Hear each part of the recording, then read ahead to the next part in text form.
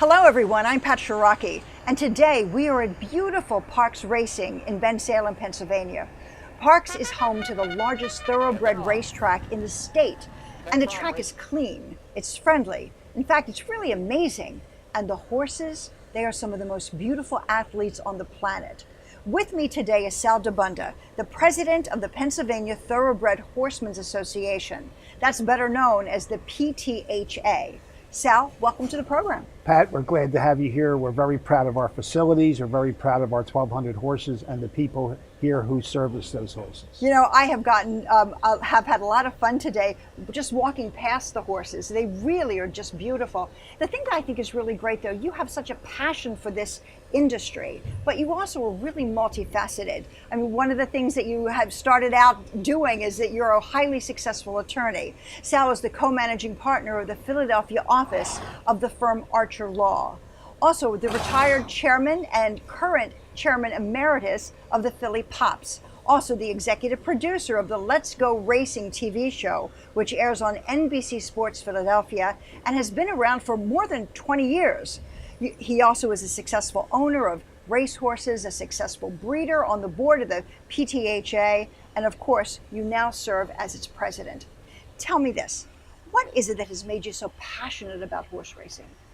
Well, like a typical person, I got involved because I thought this being an owner would be fun, but I've actually gotten to know the people that work 24/7, love the animal, love the sport, and that's what really attracted it to me. And I've been doing it for over 30 years, and I love it. It's an exciting industry to be part of. And you are really at the heart and soul of the PTHA, the Pennsylvania Thoroughbred Horsemen's Association. What is that association? What does it actually do? Well, it really basically services the owners and trainers here at Parks and the employees of those trainers. We basically put on the show here, which helps us support the local economy in Bensalem and also the state, and provides the jobs that you see here for these people who work here, both in administration and also front side at the track and also here in the barn. Yeah, let's talk a little bit more about that, because right at the heart of the association really are the people who are part of the industry. You know, who are they? What do they do? Well, we basically make sure in our PTHA staff that we service all the needs. We provide identification for horses, healthcare, turning for home program, which we'll talk about, health pensions. We also make sure that the licenses are appropriate, and we do everything we can to help to basically, this is our village, and we're kind of like the mayor's office of that village, and we do everything we can to take care of them. So let's talk specifically, though, Sal, about the types of jobs that are actually here, because the PTHA doesn't just work with the horse owners and the trainers. There are so many other people who are part of the industry that keeps a place like this alive. Yeah, well, I mean, personally, they need 24/7 care, so which means that they need hot walkers, they need grooms, they need exercise riders, they need feed, they need shavings for the stalls, they need horseshoes done, they have chiropractors, they have dentists, they have accountants, luckily they also have lawyers that do this. There's all sorts of van drivers, all sorts of activities generate around this horse. I like to refer to it as a factory that generates jobs. And so we're talking about trainers, we're talking about other employees that, again, are part of this village. And what does the PTHA do to help support them? Well, we provide a structure for them. We provide a kind of infrastructure for them. We basically keep track of the fact that what owners and what horses go together. We also we work with front side to make sure that they get their rights and they get their benefits that they can, and that we make sure the races go. We make sure that the purses are handled properly. We do a lot of things to make things happen here. So also the PTHA is very committed to the #1 industry in the state of Pennsylvania, and that would be agriculture. How do you partner with the agriculture industry through the organization? We feel statewide that not just the PTHA and not just Parks, but there are about 23,000 jobs that are created statewide because of this industry. And that helps feed and these are basically people who are agricultural employees. And we work with them to, again, a lot of these people I mentioned are the feed and the shavings and they're all helping to help the agriculture business in Pennsylvania. We feel we generate basically over $2 billion a year for the agriculture industry, and it's interesting because every dollar we get from slots, we feel we give $2 back. So we think we are more than paying the dividend on the results that we're getting from them. Yeah. Also, there's a great commitment, from what I understand, to keeping farmland pristine. Yeah. Speak to that. Well, a lot of people are taking money basically to preserve their land, but the fact that there's horse racing as an alternative, because that meets their criteria, so people are now turning to taking care of horses and having horse farms as a way to get money to preserve their land and still be able to have some use for the land. And I think there's been probably over 100,000 acres that have been saved through horse racing in the Commonwealth of Pennsylvania. One of the key things that actually has drawn some misconceptions has been about how the industry, the horse racing industry in Pennsylvania, actually gets funded. This program that exists uses no tax dollars in Pennsylvania. There is a shared revenue process. Explain that to people, because I don't think everyone understands that. Well, really two sources of revenue to the horse racing industry. One is pari-mutuel, that's the bets. Okay, we get a percentage of what's left over after the win. So when a bettor gets their win back, what's left is split up among the state, the racetrack, and the horseman. We get a share of that. The other what's happened in the last 10 years, we also now get a share of slots, because when the slot legislation was coming in, we realized that the tracks were going to be competing with our horse racing, so they agreed to pay us a percentage of their slot revenues to give us to help increase purses. But we were very careful to not only take it for purses, we took it for breeders, the breeders program, we took it for health care, and we took it for pensions. Most other jurisdictions took the money for purses, but didn't do what we did in terms of helping the breeding program. So for example, of every dollar we get from slots, only 80% of it goes to handle. 16% goes to the breeders and 4% goes to the pensions and health care. We have a health care program for our trainers. We also have pensions for people who retire. And one of the reasons why that was important to us, Pat, was that we're a year-round facility, so that the people here live here, go to school here, raise their children here, and they retire here. And we felt that they needed to have year-round health care and a pension when they finish their careers. I mean, that's a real different approach, isn't it? That Parks has that other places don't have. Yes, but because most of the other racetracks have always been transient, you'll see, Sure. But we are a year-round facility, and for that reason, we kind of had to change our focus and not just look about what purses were. We had to look about taking care of the community in which we're in. But the other thing too, it would seem to me that in light of the fact that this is a year-round program and that other places are not, that this is a highly competitive industry. So we're competing with other states to basically keep the owners and the trainers and the jockeys here and everything else that goes with it. The reason that slots even came into Pennsylvania, after they had gotten slots in Delaware and West Virginia, we were losing owners, trainers, and jockeys to those states. And basically what the legislature said, we need to make a level playing field and bring those people back. And it worked. And so you've used the horse as kind of the centerpiece, but that horse has also created a wheel of a lot of other jobs. Correct. Because of the way that the industry operates. And that it benefits the local municipality, it benefits the county, and it benefits the state. So that's where all that comes from. And so you see this, the industry and this one horse, almost as a factory. Yes. So how do you explain that? Well, to me, a factory creates jobs. Okay, they have assembly line workers, they have staff, they have suppliers coming in. It's an assembly line. If you're making Fords, you have to bring in all the supplies at the beginning. You have to have all the workers that do all the work along the way. At the end, the product comes out. It's a Ford, and then you have somebody to inspect them and drive them off and haul them off and do all that. Well, it's the same thing here. We're basically have the horse running. It needs care 24/7. So we have to have all the supplies and the personnel to get that going. You have to have people to run the race. The jockeys have to be there. You have to exercise them during the week. So there's all this work that has to be done. We have to van them to different tracks. We have to, we And you basically, have to take care of them medically. these are athletes that are performing, so it's not like you just let them sit there and eat grass. You have to really take care of them, and that's what creates all these jobs. I mean, and that's everything from nose to tail, isn't it? Correct. That is correct. Yeah. So talk about the experience of being at a track like Parks for people. You are a horse owner. You've been a horse owner for a long time. Some people may not have a familiarity with that. It's to me, I look at it as having your own sports franchise. You basically get to pick your manager, your players, and when you go in that winner's circle, you're the only person that can go in that winner's circle because you're the owner. No one else is allowed in that winner's circle. So for that moment, your sports franchise won the World Series or won the National Football Championship. So the excitement of that, what I always like to talk about is that people who are successful in other ventures, in show business or business, when they own horses, they get more excited about a horse winning a race than they do in doubling the value of their stock in a company, because it's such it's you alone that achieve that goal when you do it, and that excitement is hard to describe unless you experience it yourself. Right. And then, so that's one thing from the point of view of the owner.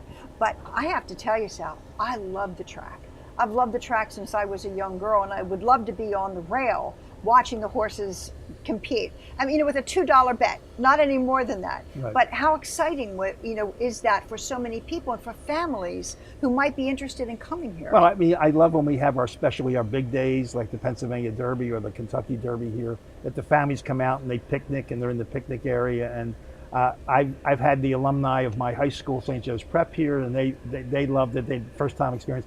When you see a 10-year-old who picked a horse 50-1 by a name and their father bet it and they win, they couldn't be more excited. Yeah. So it's a great sport. It takes a little effort. Handicapping is not like pulling a slot machine, but the rewards are really terrific when you get them. Yeah, and it really, you can't beat, I don't think, the excitement of all of it, Yeah. can you? Yeah. I mean, I could have gone into harness racing owner instead of that. To me, thoroughbred racing is the excitement.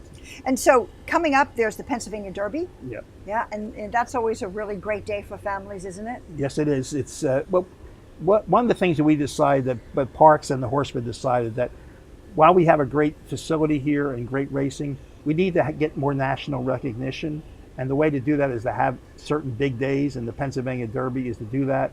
And they grade races by grade 1, grade 2, grade 3. The Kentucky Derby, for example, is a grade 1. Well, the Pennsylvania Derby started off at like 200,000 purse, grew to 250, then 500, then to $1 million. But it just recently got picked as a grade 1 now. And so the grading of the particular race depends on the type of horses that you are have running here. it, and that Right. attracts the future horses because they can get that grade 1 behind their name for stallions, or if it's a filly race for as mares.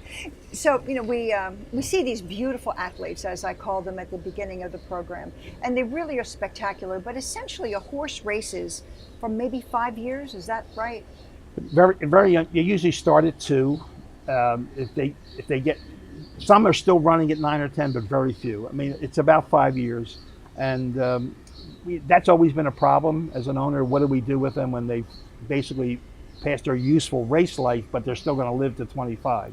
And that's an issue we've had to deal with, and we've come up with a program here. We were actually the first to do it. It's become the model for others. And it's called Turning for Home. That is correct. Right. The last ride. Right. Exactly. And I guess it started off, Mike Bellezzi, who's the executive director here, and I, we put this together. And basically what it does is if you have a horse here and you race here, we'll take the horse, no charge. We'll retire the horse for you. We'll give it the health care it needs.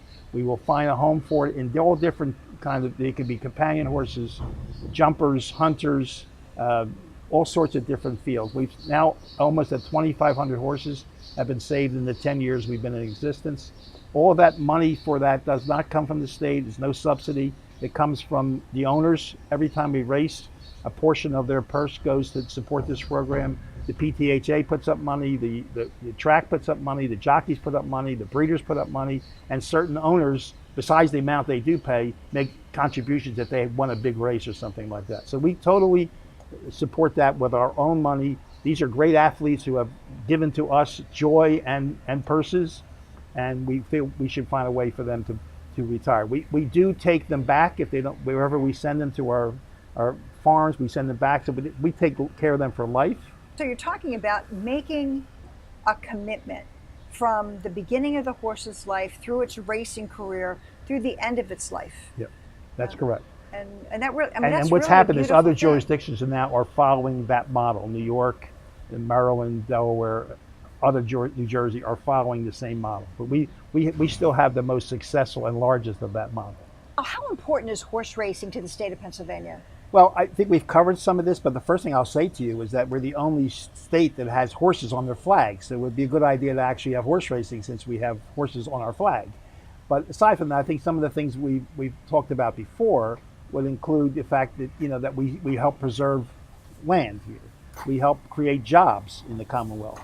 We provide excitement for our, it's like the support for the Eagles and the Phillies and the Sixers and the Flyers. We provide another alternative for fans who like horse racing to come out and see beautiful athletes running.